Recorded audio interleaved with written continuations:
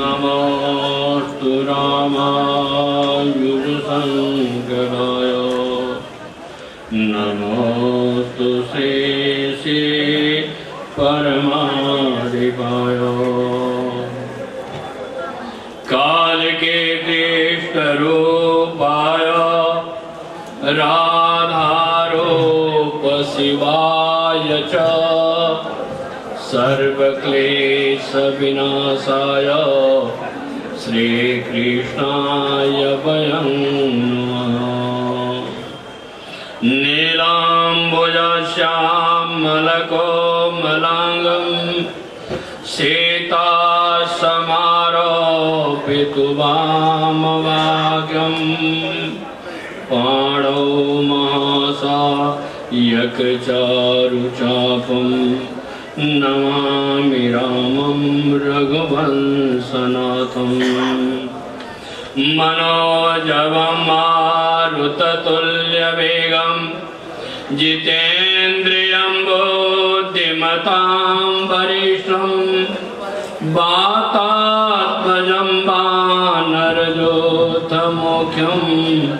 श्रीरामदूतं शरणं प्रपद्ये श्रीरामदूतं शरणं प्रपद्ये श्रीरामदूतं शरणं प्रपद्ये।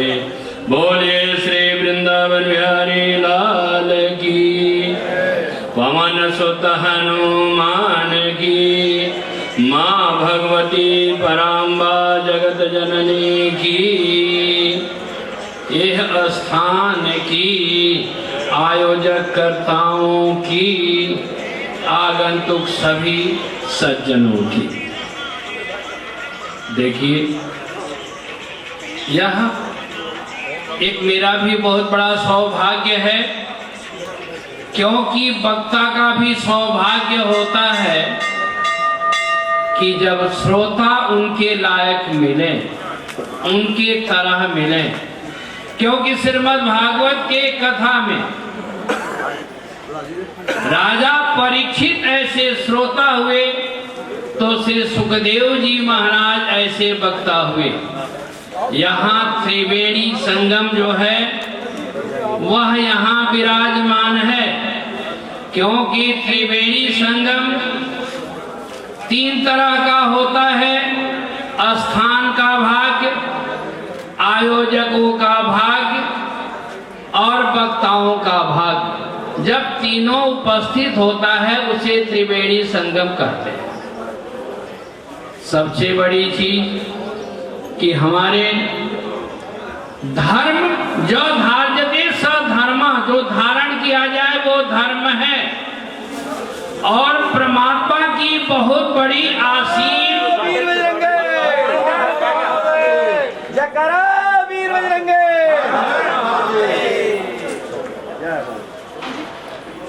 परमात्मा की बहुत बड़ी असीम अनुकंपा होने के बाद ऐसे जो आयोजन होते हैं वह आयोजन में सभी का पदार्पण और सभी का वहां पर जो स्थान में होता है वहां संपर्क होता है।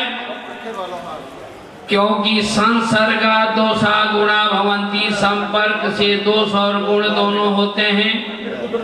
यह परम सौभाग्य की बात है कि हनुमान वार्षिकोत्सव जो है यहाँ पर सभी का उपस्थित होना। भगवान श्री राम का कथा हनुमान जी के बारे में आप लोग बहुत सुने होंगे।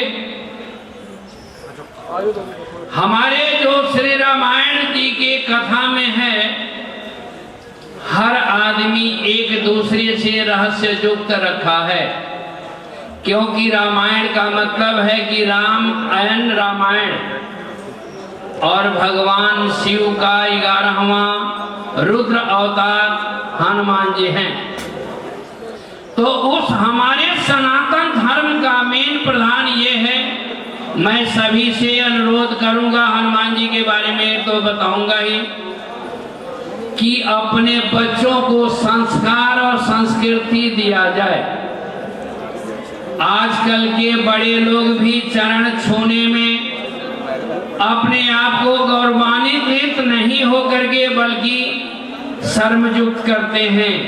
चरण छूने का अभिप्राय सप्पे न, बाया हाथ से बाया पैर, दाहिना हाथ से दाहिना पैर। अगर जब आप स्पर्श करते हैं तो सामने वाले का नेत्र जब आपके पीठ में पड़ता है तो आपके पाप का क्षय होता है, और आपके नेत्र से जब नेत्र मिलता है तो तेज का क्षय होता है।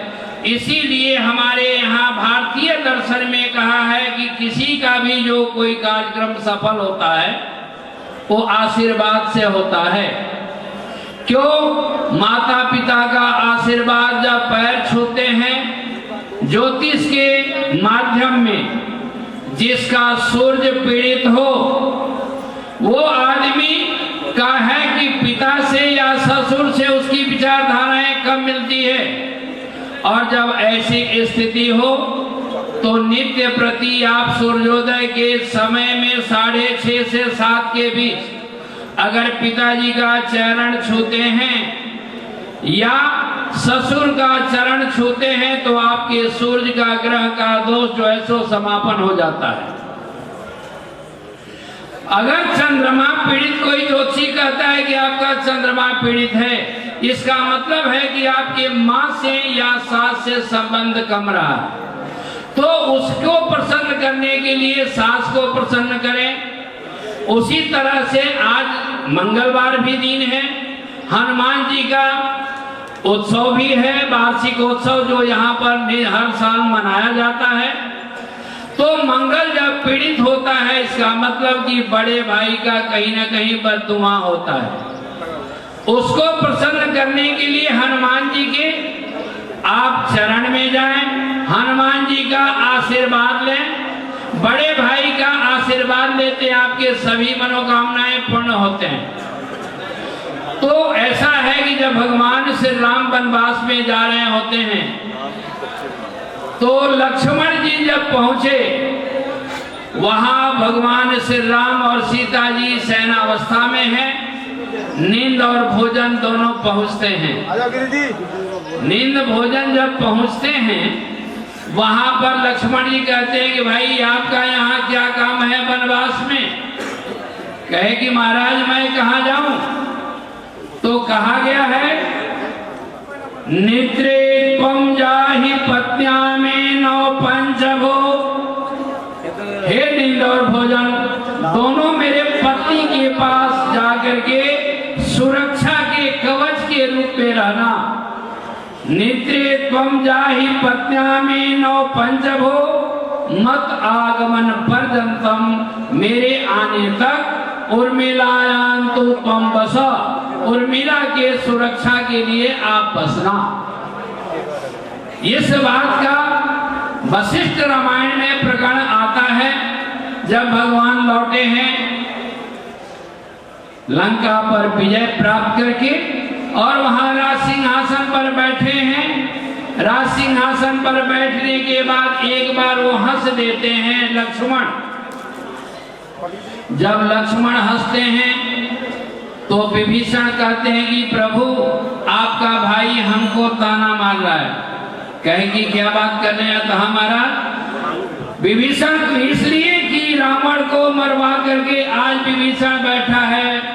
भ्रातृ प्रेम इसको कहते हैं।